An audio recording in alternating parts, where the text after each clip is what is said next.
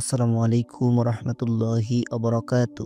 বন্ধুরা, পৃথিবীতে সবচেয়ে যে বড় ধর্মযুদ্ধ হবে সেই যুদ্ধটি হবে গাজওয়াতুল হিন্দ তথা হিন্দুস্তানের যুদ্ধ, যা ভারতবর্ষের কাফের মুশরিকদের সাথে তথা মুসলমানদের সাথে ধর্মযুদ্ধটি অনুষ্ঠিত হবে।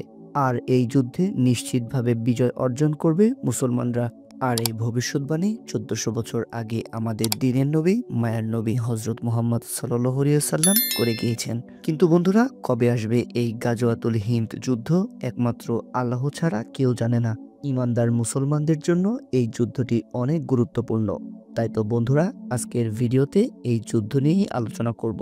তো চলুন বন্ধুরা, বেশি কথা না বাড়িয়ে ভিডিওটি শুরু করা যাক।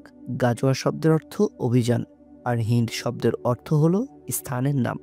1400 বছর আগে বর্তমান ভারত, বাংলাদেশ, মায়ানমার, আফগানিস্তান, পাকিস্তান, নেপাল ও ভুটানকে বলা হতো হিন্দ, অর্থাৎ ভারতীয় উপমহাদেশকেই বলা হতো হিন্দ বা হিন্দুস্তান।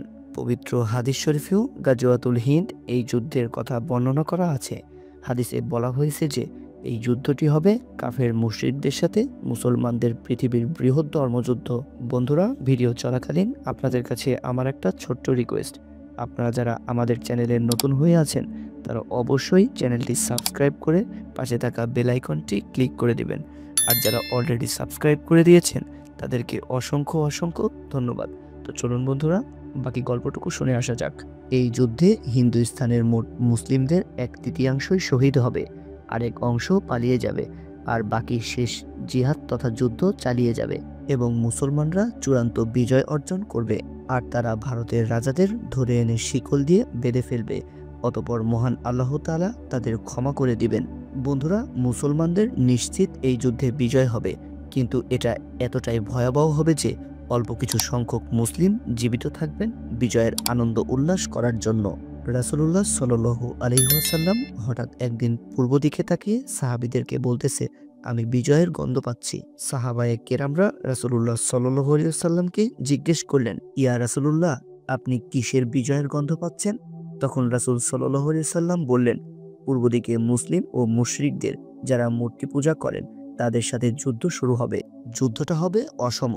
মুসলিম সেনারা থাকবে অল্প কিছু সংখ্যক, আর মুশরিকরা হবে সংখ্যায় দ্বিগুণ।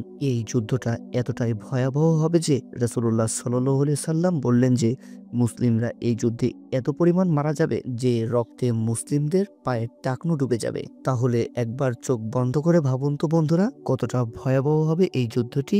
মুসলিমরা এই যুদ্ধে 3 ভাগে বিভক্ত হবে। এক ভাগ বিশাল মুশরিক ও কাফেরদের ভয়ে পালিয়ে যাবে, তারাই হলো জাহান্নামী। আর এক ভাগ সবাই যুদ্ধে শহীদ হবেন, আর শেষ ভাগ আল্লাহর ওপর ভরসা করে যুদ্ধ চালিয়ে যাবেন এবং শেষ পর্যন্ত মুসলমানরাই এই যুদ্ধে বিজয় লাভ করবেন। বন্ধুরা, বর্তমান বিশ্বের পরিস্থিতি উত্তপ্ত থেকে উত্তপ্ততর হয়ে যাচ্ছে। জানি না কখন কি হয়ে যায়, তাই এই কঠিন সময়ে আমাদের সকলকেই সচেতন থাকতে হবে, আর সকল সময় মুসলিমদের জন্য দোয়া করতে হবে আল্লাহর কাছে। সো বন্ধুরা, আজকের এই ভিডিও জুড়ে আপনাদের যদি কোনো মতামত থেকে থাকে তাহলে অবশ্যই কমেন্ট বক্সে আপনার মূল্যবান মতামতটি লিখে যাবেন।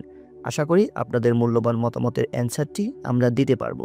আর এইরকম নিত্য নতুন ইসলামিক গল্প পেতে আমাদের এই ইসলামিক গল্প বিডি ইউটিউব চ্যানেলটি সাবস্ক্রাইব করে পাশে থাকা বেল আইকনটি ক্লিক করে দিবেন। তো বন্ধুরা, আবারও দেখা হবে, কথা হবে অন্য কোনো ভিডিওতে। সে পর্যন্ত আপনারা সকলেই ভালো থাকবেন, সুস্থ থাকবেন। আল্লাহ হাফেজ। আসসালামু আলাইকুম ওয়া রাহমাতুল্লাহি ওয়া বারাকাতুহু।